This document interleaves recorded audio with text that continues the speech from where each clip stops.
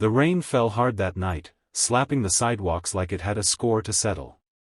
Neon signs blinked lazily through fogged-up windows, and the hum of the city was drowned out by thunder that rattled bones and hearts alike. Inside the dim corner of a near-empty diner, a tired black woman named Lila sat alone, her hands wrapped tightly around a chipped mug of coffee. Her coat was wet, her spirit worn thinner than the soles of her shoes, and her eyes, those eyes told stories of silent battles, of sacrifices unseen and kindness never returned.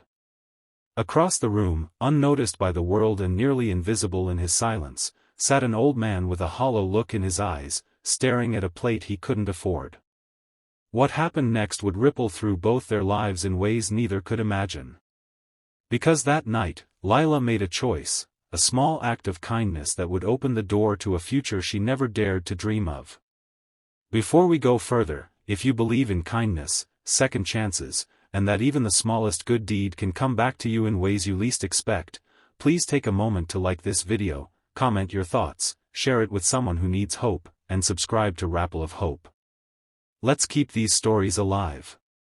Lila Matthews wasn't a stranger to hardship. She was a single mother of two, living in a cramped two-bedroom apartment on the south side of Chicago, juggling two jobs and still barely managing to put food on the table.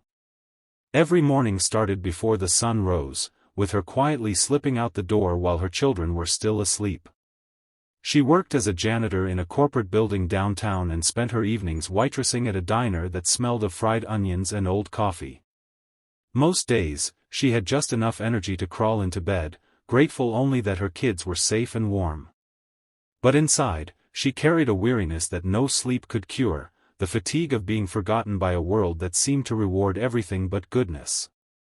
That night, after her shift, Lila had just enough tips for a bus ride home and maybe a sandwich. The storm had caught her without warning, and she ducked into the diner to dry off. As she sipped on the cheapest item on the menu, a black coffee, her eyes caught the old man. He sat hunched in the corner, wearing a coat 2 sizes too big, its fabric shredded by time. His hands trembled slightly as he reached for the menu, before setting it down with a soft sigh. No waitress approached him. He didn't wave one over. He just sat there, trying to appear invisible. Lila knew that look. The quiet hunger. The fear of embarrassment. The silent shame of having to choose between food and dignity. Something tugged inside her, stronger than exhaustion, stronger than fear of going hungry herself. She flagged down the waitress and quietly asked her to bring the man whatever meal he wanted. "Tell him it's already taken care of," she added, forcing a tired smile. She didn't stay to see him eat. She simply left, letting the warmth of doing something right carry her through the cold rain. The next morning was like every other. Her alarm blared before dawn. She packed lunch for her kids, just PB&J sandwiches and some bruised apples, kissed their cheeks, and hurried off to her janitorial shift. She didn't expect miracles. She certainly didn't expect the loud rumble of a pickup truck pulling into her cracked driveway that afternoon. It was an old but well-kept blue Ford. The paint gleamed against the sun, and from the passenger seat, a man slowly stepped out. Lila recognized him instantly. It was the old man from the diner, but something was different. He was clean-shaven, standing tall, dressed in neat clothes that looked tailored. Behind him, a younger man exited the driver's side, holding something in his hands, a large manila envelope and a set of keys.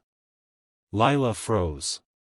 She clutched her broom, eyes darting between them and the street like she was bracing for a mistake. But the old man stepped forward with a warmth in his eyes that made her heart beat faster, not out of fear, but disbelief. The man introduced himself as Richard Green. What she didn't know was that he was the father of Thomas Green, a wealthy entrepreneur who owned a chain of community centers and construction firms throughout the Midwest. Months ago, Richard had suffered a stroke and insisted on living independently despite his son's pleas. Pride had driven him away from comfort. He'd gone missing a week before, wandering, refusing help, too proud to ask, too stubborn to go home. That rainy night, he'd reached his lowest point. But Lila's kindness brought him back.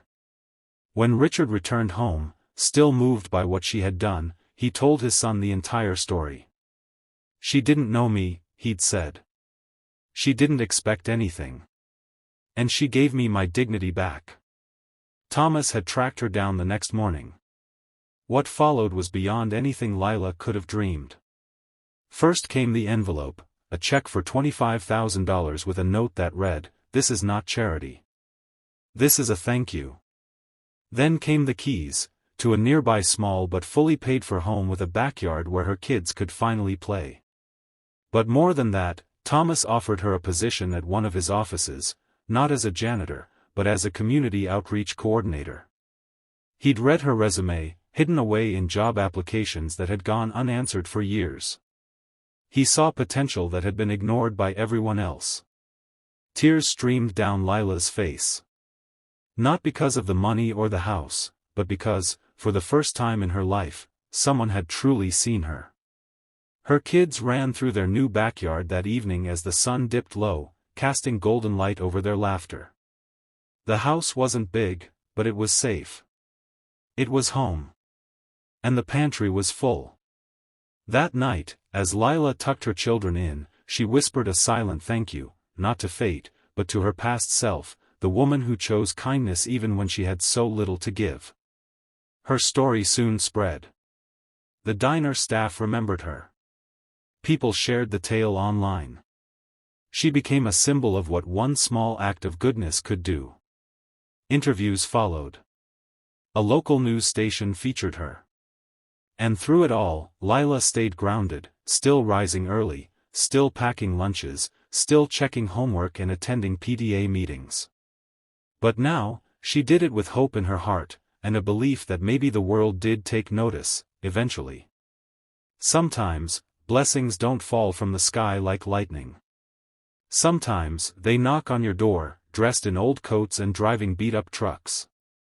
If this story touched your heart, even just a little, please like, share, and subscribe to Rapple of Hope. And leave a comment below. What's one small act of kindness that changed your life, or someone else's? We'd love to hear your story.